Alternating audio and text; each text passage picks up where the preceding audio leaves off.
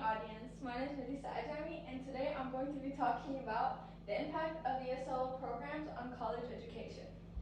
Today we are going to be talking about three important things. One, understanding what ESOL means.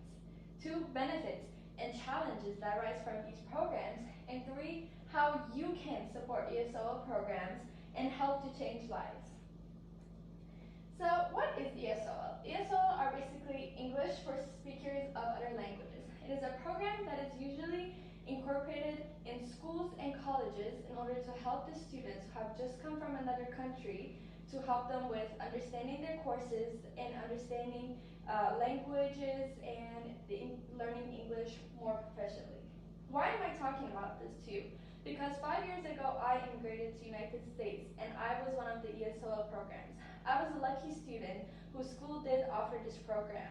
And today I am here standing to you speaking proficient English. This is why it is very important to have these programs funded to help more students like me. So why is this program important? Again, it's a gateway to opportunities. A lot of students miss a lot of opportunities because they don't know how to speak English. It is also good for cultural empowerment, since many students, when they come to America, they experience a lot of cultural shocks. And having a culture of inclusivity where they get to meet people from their own culture and other cultures as well can help them to get over these shocks and get with the society of America. And of course, the most important one, academic success. With proficient English levels comes a lot of good academic successes as the students actually get to know what the teacher is implying and what is being taught at school. So what do these students need? It's not just somebody to help them with English. It's tailored support. A lot of students come in with beginner, intermediate, and higher levels of English. But that doesn't mean just because they have higher levels, they need as little help as somebody who maybe doesn't know a lot of English need. A lot of students coming from different backgrounds, different cultures, and different proficiency in English are going to need different supports. So therefore, we need a lot more funding in order to have specific small groups in order to tailor specific needs of the students. So some of the benefits for not just the students, but for the education system is that with enhanced communication skills, there comes better society, since having good members of society will help the impact of the economy by giving workers who are able to actually do their job and communicate efficiently with other workers.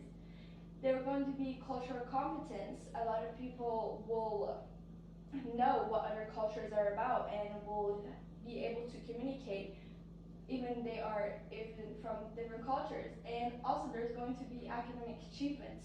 Studies have shown that when a school incorporates ESOL programs, they tend to have 10% higher graduation rates.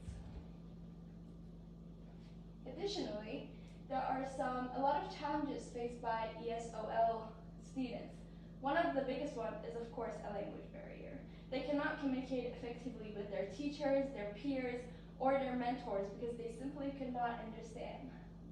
Additionally, there's a cultural adjustment. Since they are coming into this brand new culture, they need to get used to a lot of different things that might have been different from their own home country. And of course, there's a lot of stereotypes and stigma, a lot of bullying. A lot of students tend to have very low confidence since they come into this and they don't know how to speak any English. And actually, after I had an interview with a professor at the University of Arizona, Dr. Amy, he did mention that a lot of the students in his class that were not offered an ESOL program eventually dropped out because they did not have enough confidence in themselves or enough help to get to their classes and achieve good grades like their peers would. So what are some strategies for this inclusive education is to have multimodal instruction, again, the tailored needs, culturally responsive practices, and peer support of the network. So having people who have previously been in this program come in and give students confidence and encourage them to go on and never give up. Additionally, I did a SWOT analysis to see the strengths. Of course, the strength is that this will help the students graduate and will give the society working members. However, there are some weaknesses that people might argue. ESOL programs are very, very expensive since they need to be incorporated within the school system. There are a lot of laws that need to be bypassed, and there are a lot of more needs and more jobs and teachers that need to be hired in order to help these people. But again, there comes opportunities for the students to graduate and actually get an education. And for threats, again, it's the financial responsibility that falls in a lot of schools. So this comes to how you can help. You can help support ESOL programs by policy recommendations. Your donations mean a lot to a lot of these institutions as they are low on income.